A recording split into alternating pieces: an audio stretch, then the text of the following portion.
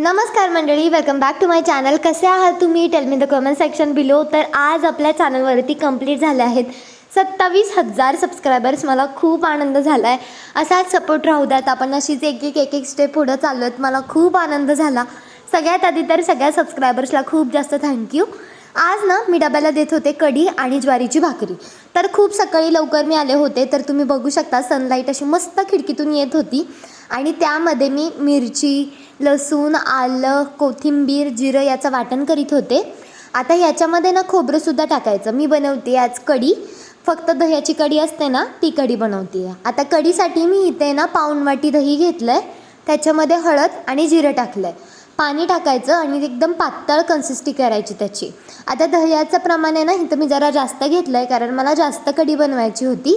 आता बिना भजीची कढी ना मी तर अजिबात खाऊ नाही शकत. मग त्यासाठी सगळ्यात आधी तर 1 वाटी बेसन पीठ, हिंग, हळद आणि मीठ. फक्त मिठावरची भजी काढायची, खूप छान लागतात. आणि ही अशीच सुद्धा आहे ना करता करता संपतात, कारण ती फक्त मिठाची जरी असली ना तरी ती थोडीशी निबर भजी असतात. त्याच्यामुळे खायला खूप छान लागतात. भजी ना डायरेक्ट कढीमध्ये कधीच ॲड करायचं नाही. जेव्हा तुम्हाला जेवायला बसायचं आहे त्याच्या आधी कढीला उकळी न येऊन देता ती भजी त्याच्यामध्ये ॲड करायची. आणि एक एक करत ना मी त्याचे 3 घाणे काढले होते. जास्त पण भजी टाकत नाही, पण भजीशिवाय तशी चव पण येत नाही. आता इथे माझी आहे ना सगळी भजी बनवून तयार होते.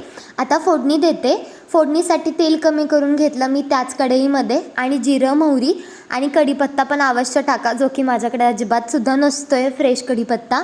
मग कढीपत्ता टाकायचा आणि त्यानंतर करून घेतलेलं जे लसूण, मिरची आणि खोबऱ्याचं वाटण आहे ते त्याच्यामध्ये ॲड करायचं.